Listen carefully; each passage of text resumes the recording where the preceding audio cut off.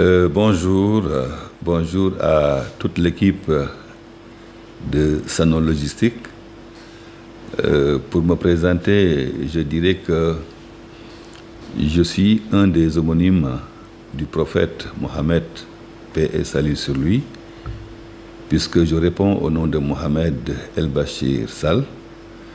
Je suis formateur, évaluateur en manutention portière et exploitation d'un terminal à conteneurs. Je suis consultant, je travaille dans le secteur. Je viens de boucler le mois passé mon premier quart de siècle dans le secteur portuaire.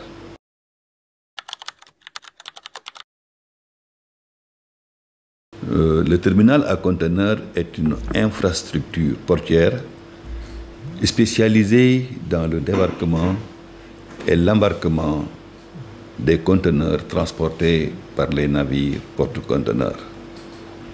Il comporte ordinairement une darse avec un grand tirant d'eau, des équipements tels les grues, les chariots cavaliers, mais également un espace destiné au stockage et à l'empilement des conteneurs.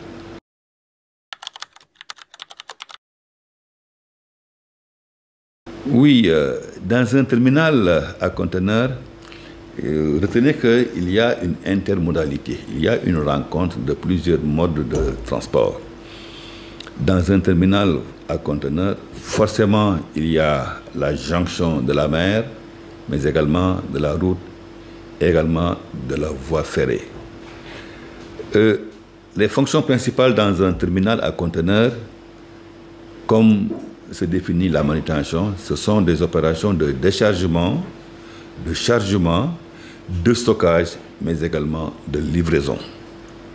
C'est vrai, l'activité phare, l'activité principale dans un terminal consiste à débarquer des navires, à embarquer des navires, mais également à gérer le stock des marchandises qui sont débarquées dans le navire. Le temps que les clients fassent leurs formalités administratives et douanières, ensuite, ils viendront pour prendre, n'est-ce pas, leurs marchandises.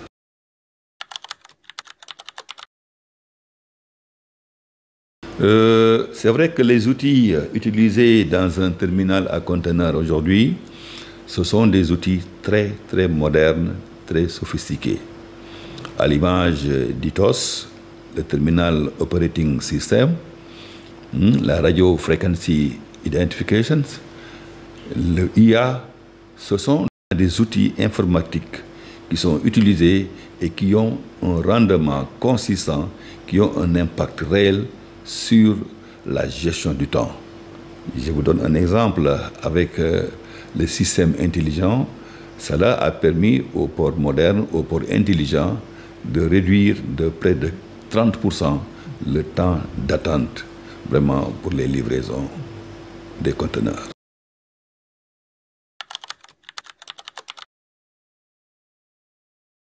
Pour le cas de Dakar, on a des difficultés, oui, qui se résument en quelques points.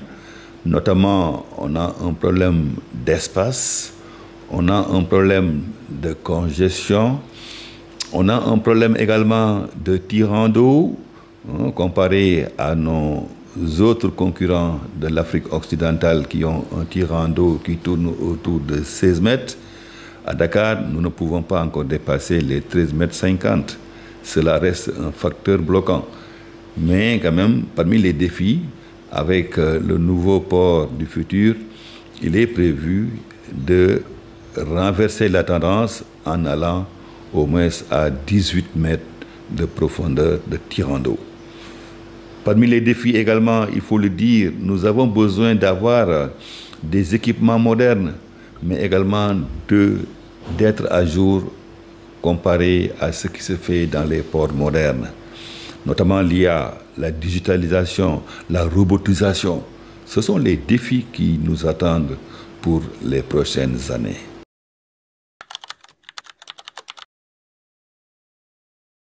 Oui, c'est vrai que le développement durable est un modèle de développement qui répond aux besoins d'aujourd'hui sans compromettre, n'est-ce pas, les capacités du lendemain. C'est vrai, même dans le choix des équipements, les équipements utilisés pour faire les opérations de débarquement et d'embarquement, il est fait état du choix des équipements les moins polluants. Il ne sert à rien de faire une grande capacité de production tout en polluant l'atmosphère et l'environnement. Pendant que nous travaillons pour avoir des défis, nous devons également prendre en charge et en compte l'environnement, ne pas polluer l'environnement. C'est très important et on tient compte de cet environnement, même jusque dans le choix des équipements que nous utilisons.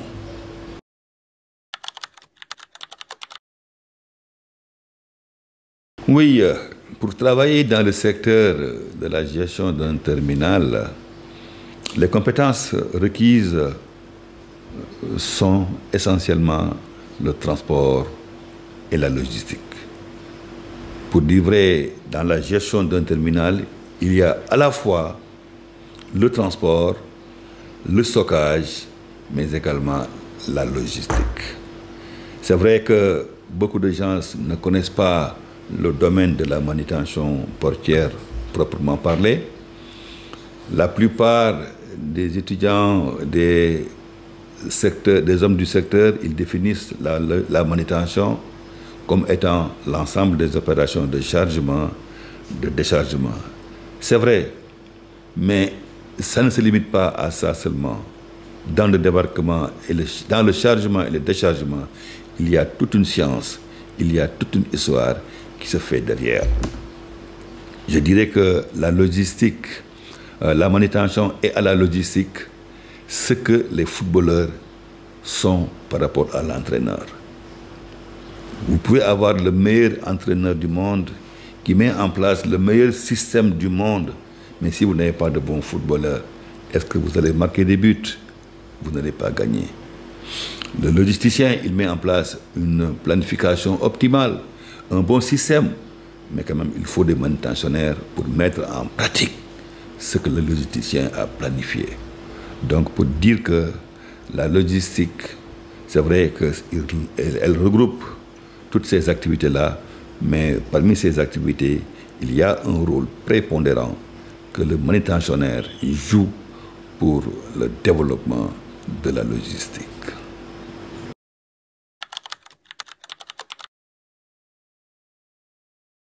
Oui, dans 5 ans, dans 10 ans, nous serons beaucoup plus dans la digitalisation, nous serons beaucoup plus dans l'intelligence artificielle, nous serons beaucoup plus dans la robotique.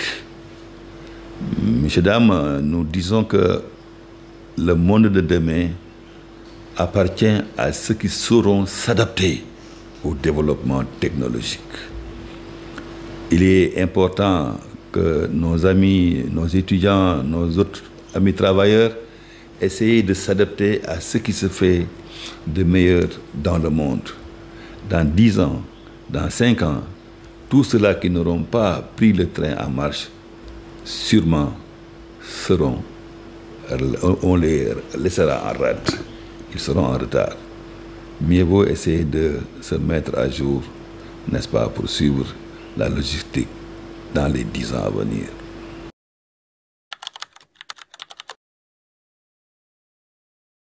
Et, des conseils que nous allons donner aux étudiants, aux gens qui voudraient intégrer ce milieu. Essentiellement, il faut dire que le savoir seul ne suffit plus. En plus du savoir, il faut un savoir-faire, il faut un savoir-être. C'est très important. Et principalement, ce que je dirais en conseil, et j'ai l'habitude de le dire aux étudiants, il faut arrêter d'apprendre uniquement pour passer en classe supérieure. Il faut arrêter d'apprendre pour avoir une bonne note ou bien pour avoir un diplôme sans compétence. Il faut apprendre pour maîtriser. Il faut apprendre pour avoir une parfaite maîtrise de ce que l'on a appris.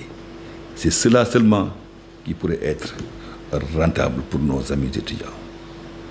Voilà en quelques mots ce que je voudrais dire, mais je ne terminerai pas sans tirer un grand chapeau à Sano Logistique pour les belles initiatives qu'il prend. Il est en train de moderniser le secteur, de donner des opportunités aux étudiants pour intégrer les milieux, mais également de donner aux autres la chance de connaître le milieu de la logistique, le milieu de la manutention. Vraiment, merci beaucoup à toutes, merci à tous.